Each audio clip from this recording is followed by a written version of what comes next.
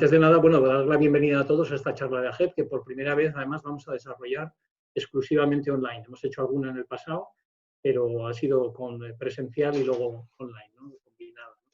Esta es la única que es, la primera que es online totalmente, ¿no? Esperamos, antes de nada, que todos estéis bien, que estéis llevando con paciencia este estado de alarma y confinamiento, que nos ha llevado, como a muchas otras asociaciones profesionales, pues a cancelar prácticamente todas las actividades presenciales que teníamos previstas. Bueno, hoy nos reunimos, o esta charla de hoy va dedicada a celebrar los 40 años de la asociación, ¿no? Y no queríamos dejar pasar esta fecha sin organizar algún tipo de evento, ¿no? Aunque fuera online, ¿no? Con estas nuevas tecnologías. Cuando se termine esta situación, pues esperamos poder celebrar algún acto presencial donde podamos vernos y saludarnos, ¿no?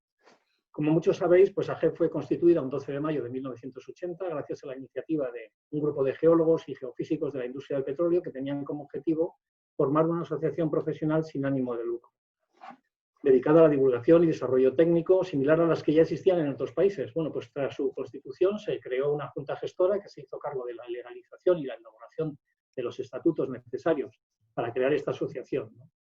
AGEP fue legalizada en octubre de 1980 de acuerdo a la ley de asociaciones que entonces estaba vigente, ¿no? La primera asamblea general tuvo lugar el 2 de junio de 1981, presidida por Carlos Beroet, que fue el primer presidente, ¿no? Y se aprobaron ahí los estatutos provisionales de la asociación.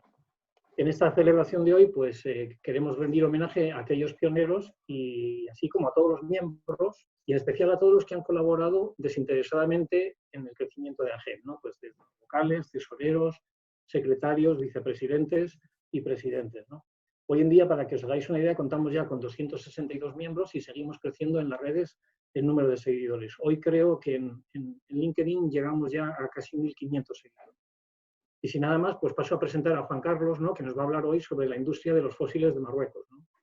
Juan Carlos es geólogo, investigador del Instituto de Geociencias, CSIC, y además es vocal de la Junta Directiva de AGEP, ¿no? Es un gran conocedor de la geología y materiales ordovícicos y silúricos de la península ibérica y del Antilátlas de Marruecos, ¿no? Es autor de numerosas publicaciones, que no vamos a entrar aquí, sobre todo sobre graptolitos, y no graptolites, ¿verdad, Juan Carlos? Trilobites y en general sobre la bioestratigrafía y cronoestratigrafía del ordovícico de Gondwana.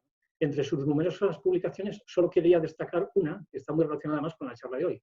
Es una International Fossil Trade from the Paleozoic of the Anti-Atlas, en Marruecos, ¿no? Que aparece en una publicación especial de la Geological Society of London y que ha tenido un gran éxito en cuanto al número de descargas. Este fin de semana se me ocurrió entrar ahí en la página de la Geological Society a ver cuánto llevaba, más de 4.000, ¿no? Desde que se publicó online en octubre de 2018. Y que además os recomiendo que os leáis tras escuchar esta interesante charla. Antes de dar paso a Juan Carlos, nada, agradecerle con la rapidez con la que asumió el reto de preparar esta presentación. Se lo propusimos yo creo que el jueves de la semana pasada, ¿no? Y enseguida dijo que sí, ¿no? Y nada, Juan Carlos, cuando quieras comienza tu presentación sobre la industria de los fósiles de Marruecos. Muchas gracias. Bueno, pues nada, muchas gracias y vamos allá porque sé que con el sistema este del Zoom, pues tenemos que tener brevedad. Bien, bueno, la industria de los fósiles de Marruecos es el título de la charla. Aquí está mi email que todos conocéis, jc de Juan Carlos, grapto de graptolito, ucm.es, por si necesitáis que os envíe cuando termine la charla, pues algunas cosas, algunas documentaciones relacionadas, pues si os llama la atención. Bueno, Marruecos, se ve además mi cursor, se ve por ahí. Bien, Marruecos es un país muy variado geológicamente, tiene digamos, basamento precámbrico, tiene cadenas variscas, tiene cadenas alpinas, tiene terciario continental y marino. En fin, es muy variado geológicamente como nuestra península y por el hecho de tener poca vegetación y baja densidad de población, pues ha sido denominado como el paraíso de los geólogos. En realidad, el tema de los fósiles de Marruecos se conoce desde antiguo. Ya en 1950 hicieron una enciclopedia publicada en París sobre los fósiles de Marruecos. Y también por las mismas fechas, pues todos los fósiles de los yacimientos de fosfatos de aquí del área atlántica y también de la región del Atlas Medio, pues se publicaron grandes monografías describiendo pues, los vertebrados, desde dinosaurios hasta tiburones. Principalmente este señor, el Camil Aramcook. Pero digamos que los fósiles de Marruecos eran conocidos entre coleccionistas y contemporáneos desde los años prácticamente 80, como una industria pues subsidiaria de la de los minerales de Marruecos. En realidad empezaron a ser conocidas por el gran público internacional a raíz de un libro de Stephen Jay Gould, de las piedras falaces o mentirosas de Marrakech, donde curiosamente pues este autor, un excelente divulgador norteamericano, pues llamó la atención sobre la existencia de fábricas de fósiles en la que reproducían curiosamente pues desde salamandras, trilobites, escorpiones, etcétera, etcétera, en una manera muy parecida. Aquí se pueden ver la producción en serie de escorpiones, que son unos preciosos pisapapeles, por otra parte, pero en una manera muy similar a la que en 1726, pues en Würzburg, en Alemania, se producían esos fósiles falsos que llevaron a risa pues a este autor, a Johann Beringer, y que están en todos los libros de historia de la paleontología. Aquí vemos a la izquierda dos ranas copulando, una araña con su tela. Estas son piedras originales que la fabricaban los alumnos de la universidad para ridiculizar a su profesor. Entonces, esto pasó en el 2000. En el año 2000 también The New York Times se hace eco hace un artículo, el frenesí de los fósiles en Marruecos, donde vemos aquí señalado con una flecha que ya se establecen que reportaba 40 millones de dólares al año en Marruecos. Es decir, que ya son unas cifras apreciables y ya se habla de industria de los fósiles, en una industria seria. En 2010, pues se publican los fósiles de Marruecos son considerados en esta serie documental de David Attenborough, que alcanza una resonancia mundial, y en ella se ven pues todos los explotadores de fósiles, se ve la gente trabajando. Fijaros las trincheras lineares que se abren ahí al fondo, y ahí está Richard Attenborough con Richard Forte, pues viendo cómo se trabajan estos fósiles que luego, una vez limpiados y preparados espléndidamente, estos fósiles espinosos, pues son unas maravillas de museos y colecciones de todo el mundo. Luego los veremos. Claro, la gente aficionada a los fósiles pues ya sabía que existían esas industrias, porque realmente los fósiles de Marruecos se venden en todo el mundo. Aquí vemos las principales ferias mundiales de Tucson, de Francia, otra en Denver, en Múnich, en Tokio, más ferias consolidadas en un montón de países. Y fijaros que en España tenemos 2 ferias solamente en Madrid, pero también las hay en Barcelona, las hay en muchas capitales de provincias españolas, tenemos ferias anuales. Ahí se venden muchísimos fósiles de Marruecos. Fijaros que en la Feria de Santa María de las Minas, en Francia, hay 100 vendedores marroquíes, 100 stand de vendedores marroquíes. Y en la Feria de Múnich, que es la más importante de fósiles y minerales europea, hay 48, en la última edición, 48 vendedores marroquíes. Esta es una imagen de la Feria de Múnich última, del diciembre pasado, y fijaros que se venden vertebrados, fósiles y todo eso de todo tipo. Y esta es digamos, el mapa de la feria, para que veáis en rojo destacados la extensión que ocupaban todos los puestos marroquíes. Es decir, que hay una industria que además está capitaneada por los propios marroquíes. O sea, nadie va allí a comprar fósiles y los revende. Son los propios marroquíes los que los están ofreciendo a nivel internacional. Esta es la feria de Tucson de este mismo enero, entre enero y febrero, y vemos grandes piezas de fósiles marroquíes vendidas por marroquíes, a base de crinoideos, a grupos de trilobites monumentales, etcétera, etcétera. Incluso los franceses están vendiendo con gran éxito, han sacado en 2018 y este año, en junio, van a sacar pues el segundo tomo de un libro de los fósiles de Marruecos, a todo color, espectacular, y que os recomiendo, porque es precisamente donde se ve el alcance de esta industria y la gran calidad de los fósiles marroquíes. Este es lo que aludía Jorge sobre el capítulo que nosotros publicamos en 2018 y que hubo 4.000 descargas, pero solamente los 2 meses que estuvo el tema en abierto. O sea que actualmente pues ya le han puesto un precio de, no sé, de 30 de $30 a las descargas. Pero si queréis esto, pues yo bajo pedido os lo puedo enviar por WeTransfer, porque tiene su peso, gratuitamente, por supuesto. Bueno, entonces vamos a centrarnos dónde está el comercio de los fósiles en Marruecos. ¿De dónde salen? ¿Cuáles son las fuentes primarias? Bueno, vemos en el mapa de abajo el cratón oeste africano y separado del Antiatlas está la cuenca desértica de Tinduf, y entonces tenemos el Antiatlas con sus macizos precámbricos y todo el Paleozoico que constituye la orla sur. En esta región es en la que están centrado el área de explotación y comercio de fósiles. El Antiatlas tiene esta orientación y llega hasta el Atlántico, tiene como unos 800 kilómetros de longitud, pero prácticamente la parte donde se centra el comercio es en su extremidad más oriental, en el área del Tafilal o Tafilete, según digan.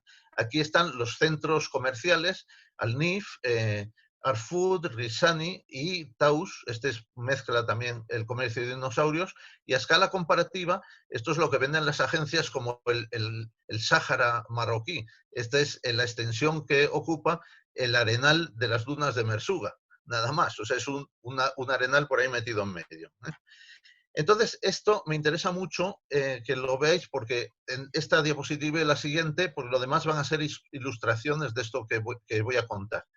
En primer lugar, tenemos que el esquema básico de la producción de la industria de fósiles se basa en dos grupos de cosas: los fósiles para colección o decoración y las rocas ornamentales fosilíferas.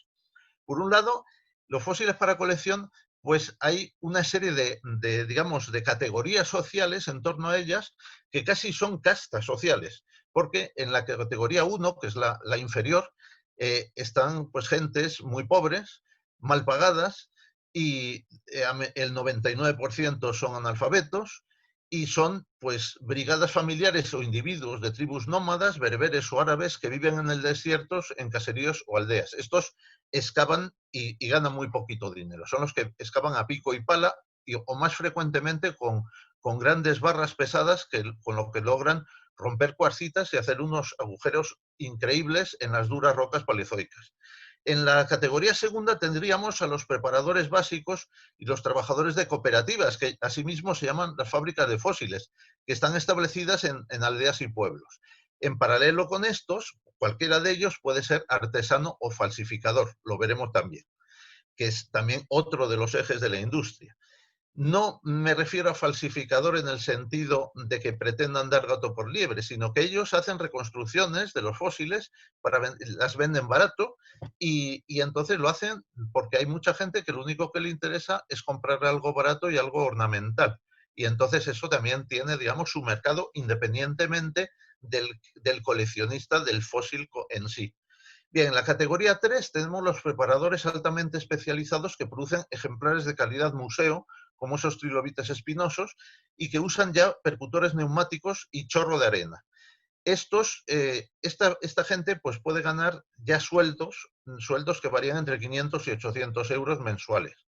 Y estos son, digamos, la élite entre los preparadores. Y finalmente, la categoría de los vendedores marroquíes, que pueden ser intermediarios en operaciones que tienen tiendas locales, o otros que solamente venden a escala internacional. En el campo de las rocas ornamentales fosilíferas tenemos dos tipos de rocas allí. Por un lado, una caliza negra de ortóceras, que es silúrica, y por otro lado, una caliza de color más o menos marrón, a crema, que tiene goniatites y ortóceras y que es del Devónico medio superior. Aquí se desarrollan canteras, la mayoría de ellas hecha a mano, pero en algunas ya está interviniendo maquinaria pesada, fábricas donde cortan la roca, tal, y una red comercial esencialmente radicada en la región. Es decir, tú en la región fabrica muchas cosas, pero no tienen red comercial en el extranjero. El que se interesa va allí y ellos llenan camiones con los objetos y los distribuyen a todo el mundo. Cada semana sale un camión para distribuir los productos por Europa, pero los productos se compran allí. A ver, espera, perdón, que ahí. Y la siguiente diapositiva es los beneficios derivados de este comercio de fósiles. Hay una serie de beneficios a considerar, porque los fósiles, el beneficio inmediato es que son la principal fuente de ingresos para unas 58.000 personas en el suroeste de Marruecos. Es decir, son cifras considerable. Y por otro lado, que la alternativa laboral en esa región desértica del Antiatlas es muy limitada. O sea, se ha incrementado el sector turístico y de servicios en torno a las dunas de Mersuga, por ejemplo, y al turismo de aventura. Pero eso, claro, trae un cierto número de personas, no como para sostener 58.000 gentes viviendo allí de eso. Y episódicamente también en la construcción, porque esa gente va progresando y va construyendo casas y demás, parte se deriva a la minería artesanal por ejemplo, lo que ha surgido mucho últimamente, pues es una agricultura especializada en sandías. Y eso, pues, pero esas sandías se están acabando con los acuíferos, se están salinizando y llegará un momento que también sea inviable. ¿Y beneficios permanentes? Pues esto fundamentalmente son tres, son científicos, puesto que tiene un esto ha propiciado el que haya tantos fósiles en un avance inconmensurable en el conocimiento paleontológico mundial de palefaunas gondénicas y africanas. Se ha progresado un siglo en los estudios paleontológicos de nivel internacional sobre los fósiles del Paleozoico, Mesozoico y Cenozoico. Entre ellos se han descubierto, como ejemplo, varios lugares de interés de conservación excepcional y de interés internacional, del Cámbrico, del Ordovícico y del Cretácico, de esos que abren ventanas al pasado de la historia de la vida, es decir, como Solnhofen, o sea, del mismo rango como el Burge Shale, por ejemplo, para el Cámbrico, pues se han descubierto cosas gracias a esa exploración y explotación intensiva. Y por otro lado, por ejemplo, se han caracterizado más de 1 millar de nuevos géneros y especies de invertebrados y vertebrados fósiles, muchos de ellos de gran interés paleogeográfico y evolutivo. Claro que la cara B de la moneda es que en un porcentaje variable de yacimientos pues se les ha hecho un daño irreparable por excavación abusiva o por un agotamiento por la búsqueda masiva de fósiles en superficie. Pero claro, como hemos dicho, el comercio fósil está restringido al antiatlas oriental. Queda mucho antiatlas todavía que está prácticamente intocado para generaciones y generaciones de comercio. Es decir, que si viven 58.000 personas de esos, para ellos en realidad es un recurso natural, digamos, informal del tipo pues no renovable, como podrían ser los hidrocarburos, los minerales, los metales y las rocas industriales, porque no logran regenerarse jamás, pero hay mucha tela que cortar por allí. Bien, ahora ya os voy a poner ejemplos para que visualicéis los aspectos del comercio. Ahí, fijaros en esta foto de la derecha cómo están haciendo una trinchera allí a pico y pala, porque están en una capa fosilífera que brinda interés comercial y cómo esta gente, la casta más inferior, pues está abriendo esto a mano. Aquí se ve otro, de arriba a la izquierda, pues se ve una trinchera ya abandonada hace tiempo y cómo se ve con los derrubios que ha provocado por ahí y cómo aquí están abriendo un pequeño agujerito, aquí una cantera que miman cuidadosamente porque ha dado muchos resultados, entonces van dejando el residuo cuidadosamente colocado a la derecha y bueno, y otras canteras hechas ahí a mano. Veis que hay gente envuelta de todas las clases y edades. En este caso, esta es una capa, si me veis el cursor ahí, pues esta es una capa que proporciona muchísimos trilobites y que se sigue durante decenas de kilómetros. Aproximadamente, es prácticamente, salen solo una misma especie de trilobites. Es un trilobite muy barato que se vende en todas las tiendas mundiales del orden de los 5 a los 7 u 8 euros. Y este trilobites, yo calculo que se llevan vendidos por más o menos 15 millones de ejemplares. 15 millones de ejemplares vendidos, pero destruidos allí también hay muchísimos más que quedan sepultados pero vamos, es una especie muy bien conocida, no tiene ningún problema. Pero para llegar a la capa, fijaros los desmontes que tienen que hacer muchas veces, ¿no? Para que estén frescos y tengan buen valor comercial. Bien, respecto a los descubrimientos paleontológicos, por un lado está la biota esta de Fezuata, que incluso sale en sellos de correos de Marruecos. Aquí vemos este anomalocárido, esta especie de este invertebrado gigante. Estos son centímetros y esto solamente la cabeza. Podía tener 2 metros y es del Ordovícico inferior. Es una especie, pues no sé, parecería un cachalote filtrador, pero es un artrópodo. Y esta fauna es prácticamente idéntica a la de Burge Shale, que es del Cámbrico, a la de Chengjiang, de China, pero es del Ordovícico. Se demuestra que la misma fauna, esta extraordinaria, que es como consecuencia de esta explotación masiva, fue la llamada biota de Fezuata, que tiene unas grandes semejanzas con la Burgess Shale, pero que es de Ordovícica en lugar del Cámbrico. Aquí vemos la cabeza de uno de estos grandes anomalocáridos, como los de Burgess Shale, pero que era filtrador. Su descubridor pues, fue distinguido por la Sociedad Paleontológica Británica. Otra de las biotas, pero en este caso del Ordovícico superior y en conservación en areniscas, es la llamada biota de Tafilal. Podéis ver aquí esta persona que está al lado de una piedra que fue vendida por $400.000 a un museo norteamericano. Y estos son grandes concentraciones de trilobites monoespecíficas de este trilobites espinoso, y que puede conservar, como veis en la esquina superior derecha, las marcas musculares e incluso esta cosa negra que hay aquí es el tubo digestivo. Hay también artrópodos de cuerpo blando, hay equinodermos, ofiuroideos, conularias, etcétera, pero todos, es extraño, están conservados en una arenisca de grano medio y se conservan, estos son discos coriáceos. Veis aquí un borde doblado de uno de ellos indicando su flexibilidad y con además la parte intestinal en el centro. Y también aquí a la derecha se ve un gusano y cómo estos gusanos conservan perfectamente los escleritos y todas las piezas que tienen fosfatizadas en su cutícula. Hay gusanos también que tienen placas calcáreas, graptoritos bentónicos, etc. Claro que la contrapartida es que así quedan los yacimientos, muchas veces después de la explotación comercial. Por otro lado tenemos la explotación de las rocas ornamentales fosilíferas. Estas, por contraposición, no suelen alterar los afloramientos naturales.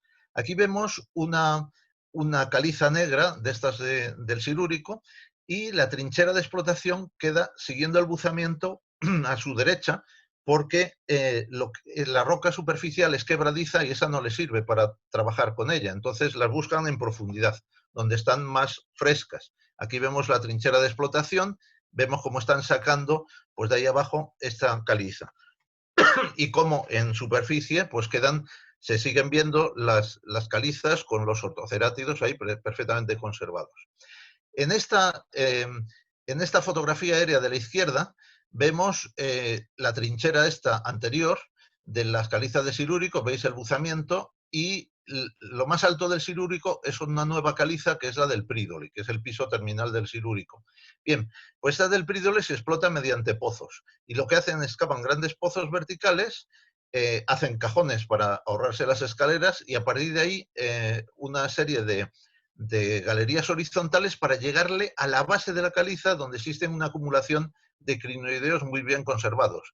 Claro, a través de pequeñas galerías lo único que pueden arrancar es trozos del techo de sus propias galerías, que son por tanto fáciles de desmoronar y han tenido algunos accidentes, afortunadamente no mortales con ellos. Una vez que llegan a la superficie, reconstruyen la capa, la pegan y la preparan como en estos ejemplos de la derecha. Estos son también parte de las castas inferior de preparadores.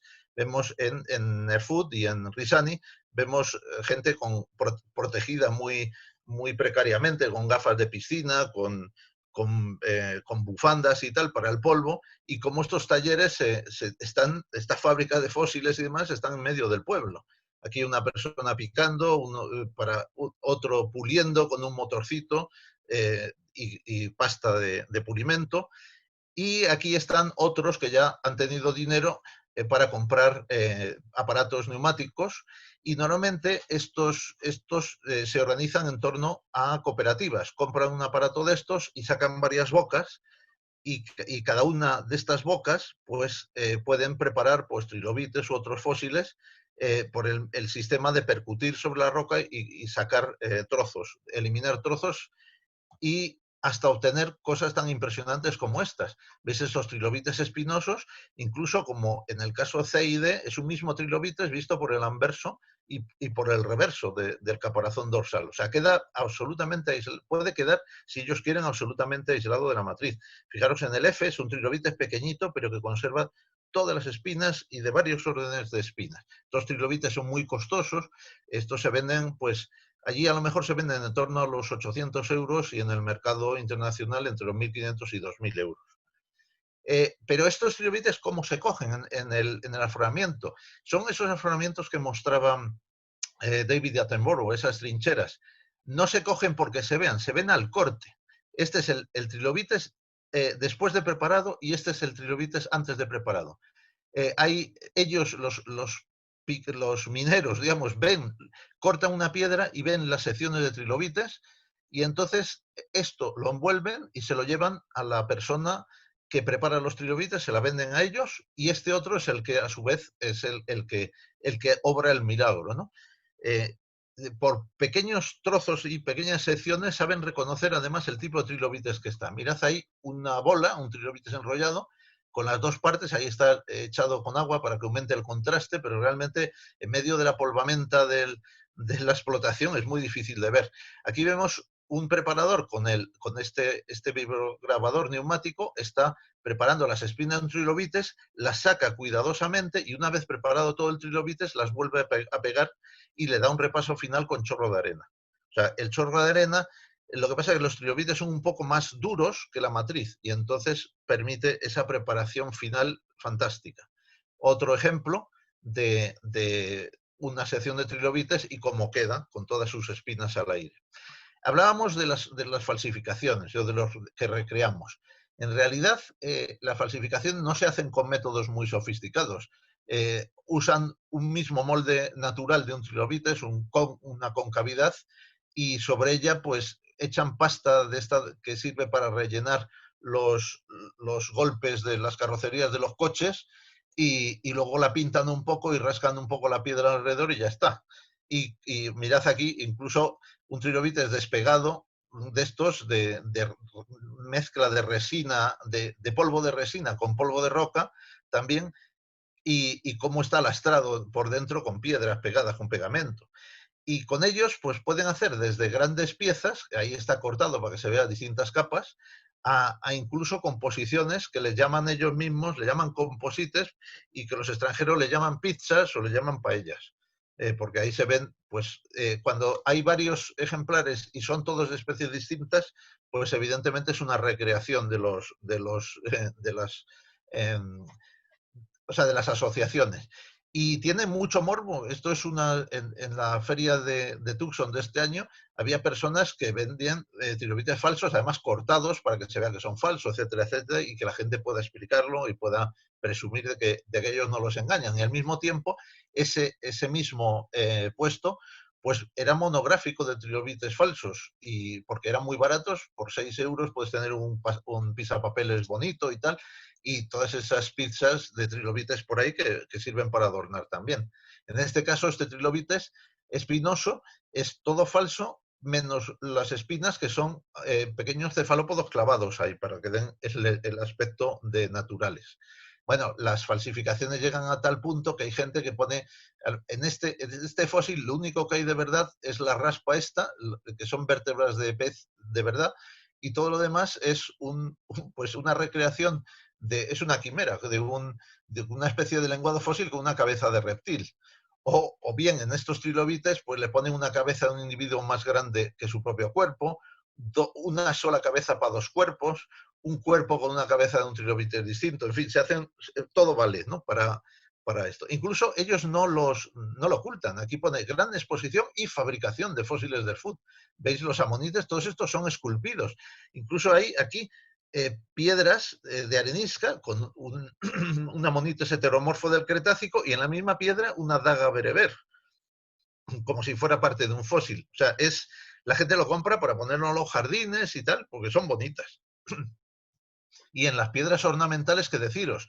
Fabrican pues jarrones, incluso botellas de Coca-Cola de esta caliza negra de ortóceras, hasta baños, hasta sanitarios. Tú puedes elegir para tu váter el devónico o el silúrico. ¿Veis? Y hay bandejas, incluso hay veces pues que pillan un cráneo de un pez entre medias, estos son mis dedos para que veáis los tamaños de ellos, y también hacen compuestos de estos, hacen amonites y ortóceras colocados ahí pues de una forma pues digamos artística. Y estas son, bueno, se anuncian las canteras con piedras coloreadas en medio de en las faldas de los montes, y esto ya desarrollan aquí con grandes máquinas, pues ya cortan, pulen, y fijaros en vistas aéreas cómo los agujeros de explotación pues siguen fallas y siguen pliegues, porque llevan muchos años haciendo. Estos son ejemplos simplemente de tiendas por allí: fósiles, trilobites, minerotrolebete, museos, etcétera. Y cómo están vendiendo también amonites del Atlas Medio. Te venden también hasta por toneladas, puedes comprar por centenares de kilos o incluso por miles de kilos. Esto es curioso, pero hay gente especializada. Yo he visto vender incluso en trilobites 20.000 trilobites de una tacada, he visto vender ahora, 20.000 de la misma especie. Ya están explotando hasta las ignofósiles del Carbonífero, como se pueden ver aquí. Hacen pequeñas trincheras hasta que ven dónde está la capa y a partir de ahí ya explotan. Bueno, más ejemplos, veis, Magazine de Trilobites et autres fósiles, son como muy naif muchos de ellos, y este es un museo de la zona que tiene un dinosaurio fuera, pero un dinosaurio fabricado a partir de fotos, fabricado por un artesano del hierro y otro del yeso, y ha ido simulando simplemente viendo fotos. Incluso se han erigido los artesanos, la Asociación Artesana de los Artesanos y Comerciantes de Fósiles del FUD, para brindar pues, una especie de marchamo de calidad a sus fósiles. Entonces, por lo que os decía, hasta ahora solamente el comercio de fósiles está centrado en estas regiones y todo lo demás está prácticamente solamente los trilobites del Cámbrico y los del Devónico se tocan en algunos puntos, pero permanece libre. Aquí está el Kenkem, este que señalo, es donde se encuentran los dinosaurios. Los dinosaurios también te los venden, mirad, aquí en una tienda te podías comprar un fémur de dinosaurio, el señor se tumbó para que yo hiciera la foto en mejores condiciones. Y los dinosaurios, al lado del FUD y de Taus, veis, está el Cretácico, que forma el desierto aplanado por arriba, y en el escarpe este es donde se encuentran huesos de dinosaurios en sedimentos fluviales en distintos niveles. Hay otro nivel de pisada, y aquí han encontrado recientemente pues, un depósito de tipo Sollenhofen, con peces articulados y demás. Los dinosaurios actualmente se explotan también en galerías de mina. O sea, empezaron explotándose en trincheras y actualmente tienen una gran habilidad los marroquíes para detectar pequeños rellenos de canales y lograr encontrar dientes, etcétera, etcétera. Y esto en la parte alta de la sucesión del cenomaniense turoniense, veis perfectamente conservados insectos, peces, plantas, etcétera, como si fuera un Sollenhofen, pero en este caso del Cretácico, no del Jurásico superior. Por otra parte, otros fósiles comerciales provienen del plató de los fosfatos. Y aquí es donde se han liado más en plan con los del patrimonio geológico, porque en esta capa, o sea, en esta capa 3 son del Maastrichtiense y hay plesiosaurios y hay mosasaurios.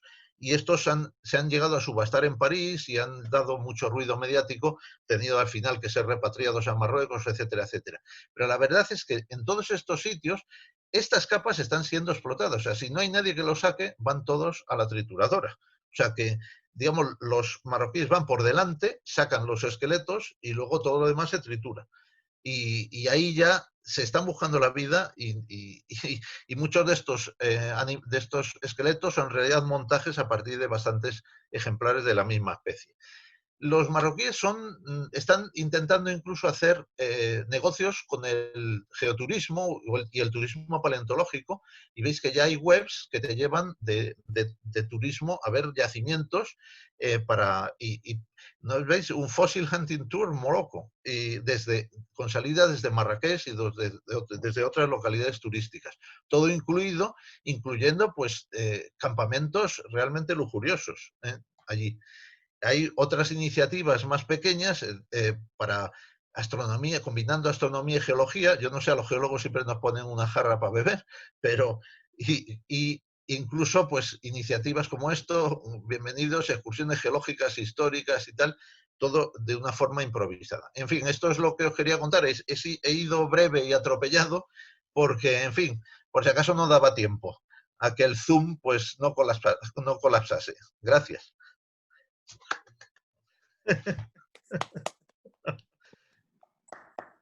Preguntas. A ver. Bueno, muchísimas gracias, Juan Carlos. No, la verdad que ha estado Muchas gracias. muy bien. Podemos aplaudir en la distancia. Sí, yo creo que tenemos, no, David, tenemos tiempo para preguntas, ¿no? Sí, si alguien tiene preguntas, a ver, tengo algún chat por aquí. Sí. ¿Yo cómo nada, desactivo gracias. esto para veros? Sí, Yo bueno, sí, tengo una pregunta. Ricardo al habla. Sí. Entonces, para sacar estos fósiles, primero los parten y luego vuelven a pegarlos y no los sacan de una pieza, ¿no? Por lo que he entendido. Sí, casi todos los fósiles están pegados. Bueno, hablas de los trilobites espinosos, todos están pegados. Ah, mira. Todos. Sí. Sí, y también partido por la mitad y luego vuelto a pegar. Claro. Okay. Pero Juan Carlos, no me gustaría preguntarte, ¿esto está regulado de alguna manera? Digamos, ¿existe una concesión o cómo funciona esto? ¿Está regulado o es aquí el primero que llega se hace dueño de una trinchera y empieza a excavar o cómo está regulado? Bueno, está autorregulado, es decir, que el que llega, el terreno no es de nadie, o sea, es estatal, entonces llegan, ahí normalmente van con motos por el medio del desierto, con una mobilet de estas, y empiezan a hacer un agujero, y si encuentran algo, pues empiezan a abrirlo, y entre ellos se respetan, o sea, nunca hay nadie, si alguien encuentra un fósil comercial bonito y empieza a abrir una trinchera, los demás saben que esa trinchera es de Ahmed fulano y no le meten mano, o sea, entre ellos se lleva muy bien, ¿eh? O sea, así. Y no hay, o sea, no hay ningún tipo de regulación hasta ahora. O sea, hay una ley de minas, que impide, y otra de patrimonio cultural, que teóricamente impiden el asunto. Pero yo estuve recientemente hablando con autoridades marroquíes este mes de febrero y dicen, claro, es que son 58.000 personas las que viven de esto. Es que no es fácil. Que ahora, o sea, lo ideal es precisamente lo que quieren ellos promocionar es que el colectivo de los falsificadores suba y que sean los que vendan cosas a los turistas, que vendan recreaciones en vez de vender fósiles auténticos. Pero claro, una persona de allí que yo conozco, que cada vez que va a la feria de Tucson gana $500,000 en una feria, pues y esas personas va a ser muy complicado que desarrollen otra actividad, porque además esa persona tiene trabajando para ellos a lo mejor a 70 personas, trabajando para él, cogiendo fósiles. Entonces, que son 70 familias a su cargo. Es muy difícil. Y es totalmente legal, no está protegido no hay una ley que proteja como ocurre en España, ¿no? Me imagino, ¿no? Sí, están intentando hacer la ley, pero saben, la van a hacer fundamentalmente para los vertebrados. Y los invertebrados, pues, a mí me invitaron este año a hablar en la Academia de Ciencias de Marruecos y estaba allí el ministro del ramo y claro, y al final yo demostré que esto era muy complicado. Hubo unos debates intensos con los académicos, porque allí la academia lo que tenía que hacer era asesorar o sea, había un asesor real que mandaba más que nadie, más que el ministro y todo, y ese era los que tenían que ver los aspectos de la ley, y por eso necesitaban una persona extranjera para que les diese un input así externo, ¿no? Y yo le dije, mire, si ustedes prohíben todo, es lo peor, porque si ustedes prohíben todo, va a ser imposible de cumplir. Digo, porque yo les estoy diciendo que en este sitio de la biota de Fezuata, por ejemplo, lo tienen todo prohibido. O sea, esa es una biota que tienen prohibido porque saben que es muy sensible y que hay mucha gente del mundo interesada. Pero la explota una familia que la sigue explotando y sigue haciendo agujero por todas partes. ¿Cómo es posible? Porque esa familia unta dinero a la policía. Y ya está. Y es así. Es así.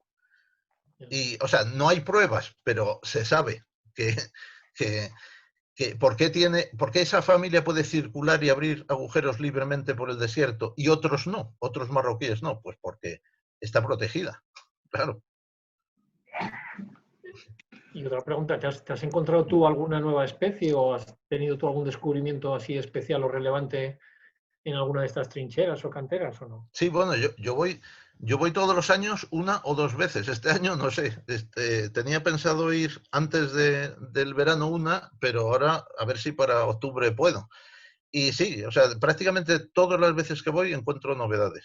Y ya tengo, pues no sé, habré hecho como 15 especies nuevas y géneros en Marruecos.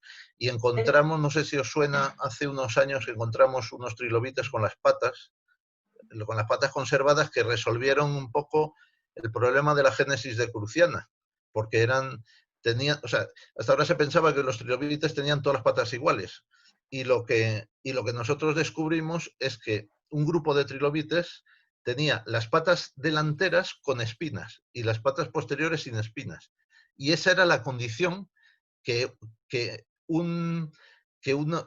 Seilager, un genio alemán que estudió Cruciana, dijo, no, es que el productor de Cruciana tendría que tener espinas en las patas anteriores.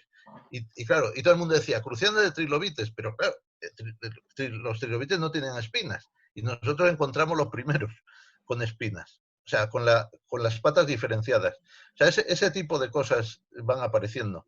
Ese gusano que habéis visto, también una especie nueva que encontramos nosotros. O sea, pero es de rutina ya encontrar especies nuevas allí. Ten en cuenta que prácticamente se han encontrado 400 especies nuevas solo de trilobites en Marruecos.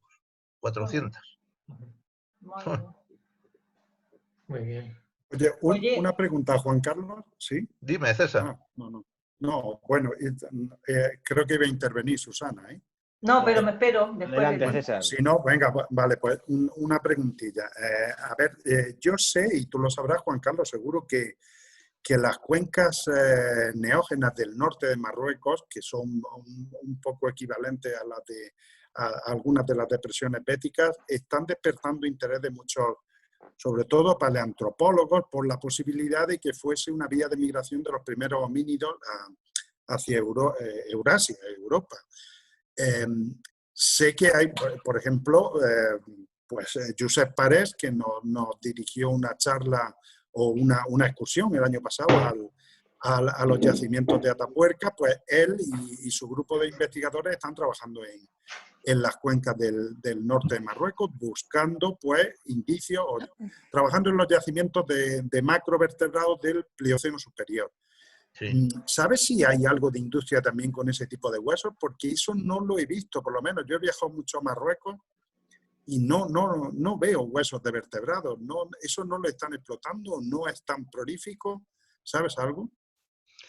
Pues yo he visto huesos a la venta de un cérvido muy, muy típico que es la gacela borbónica, que es uno que tiene los cuernos así en espiral. Y entonces eso indica que hay gente que ya ha encontrado beta para eso. Ahora, depende, si se venden, seguirán en ellos. Si no, el problema de los huesos es que se deshacen y que tienen que cogerlos de una forma muy discreta, porque ahí sí que ahí sí que les pueden meter mano por los arqueólogos y eso. O sea, he visto contados huesos del Plioceno. Pero vamos, ni mioceno. O sea, en el Eoceno separan los huesos, que son los de los platós de los fosfatos. Y de ahí salta el Plioceno, pero he visto nada. Poco. Vale, gracias, Juan Carlos. Susana.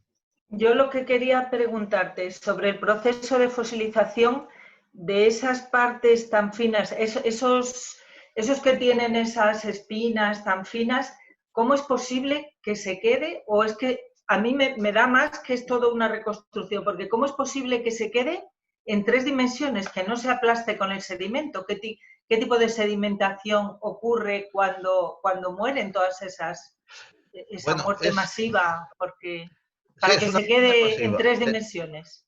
Son cadáveres, o sea, es una turbidita. De repente, es una colada de fango que entierra a toda una una comunidad de trilos viviendo allí, y entonces muchos de ellos por eso están doblados en posturas, digamos, de agonía. Muy pocos incluso llegan a enrollarse. Solamente los que no tienen espinas pueden enrollarse. Los que tienen espinas, claro, la espina le supone un hándicap para poder enrollarse cuando están enterrados en el barro. Pero los facos, por ejemplo, esos se logran enrollar. Pero entonces son unas calizas algo margosas, y esas deben tener, ya digo, que proceden de un flujo instantáneo, y esas deben tener pues una diagénesis muy, muy rápida, muy temprana, porque la verdad es que, o sea, yo he visto los bichos, he visto las piedras al natural y he visto todos los procesos de ellos sacando los fósiles, y incluso me traje uno para el Museo Geominero para que si alguien no se lo creía, que lo viera. Está en una de las vitrinas de las esquinas de la entrada, y o sea, está sacado, pero está todas las espinas liberadas, pero en matriz, para que se vea que es todo auténtico, ¿no? Y es una cuestión de una diagénesis rápida, pero o sea, que impide que haya que se compacte y que se aplasten los ejemplares. Nunca he visto tampoco ninguno aplastado, ¿eh? O sea, ahí ¿A debe ti ser te una hacen cuestión. alguna selección? Ya te conocen y me imagino que si sale algo diferente te lo guardan o no, o no tienes tanto No. contacto. Allí lo que vale es el dinero. O sea, es lo que pasa es que si te Es conocen, te raro. respetan. Entonces saben que yo, primero, que yo voy a las cosas muy raras que para ellos no tienen ningún interés comercial. Y entonces pues puedo hablar con ellos más relajadamente, porque saben que yo no tengo dinero, y que si acaso les llevo pues el coche lleno de ropa, de zapatos, de cosas así, de juguetes para los niños, y entonces voy más como un amigo que como un cliente, porque yo no voy con dinero, ¿no? Pero siempre al final pues acabo palmando, pues yo qué sé, 200 o 300 euros en cada viaje en dar y en comprar cosas. O sea, eso, porque hay veces, claro, si uno te acompaña a lo alto de un monte porque ha visto no sé qué cosa que te puede interesar, pues ya saben que yo lo que me interesa es verlos in situ, no verlos en la tienda ahí ya rascados y preparados, ¿no? Y entonces, si te acompaña, o si a lo mejor veo uno de estos, digo, sí, pero de este me interesa ver el sitio. Y entonces así he encontrado cosas fantásticas, o sea, fantásticas. Por ejemplo, el último trabajo, que lo he corregido hoy mismo, es de unos graptolitos dendroideos que no se conocían apenas en Marruecos, ni vamos, en general en África, y que un día apareció uno en Internet. Y yo, fíjate las historias que lleva cada cosa. Lo veo en Internet y de repente a los pocos días me llama un inglés de la Universidad de Portsmouth que trabaja en dinosaurios, me dice, oye, Juan Carlos, he visto esto, ¿te interesa? Y me manda la misma foto del bicho que había visto yo en Internet. Y entonces ya supe quién lo tenía.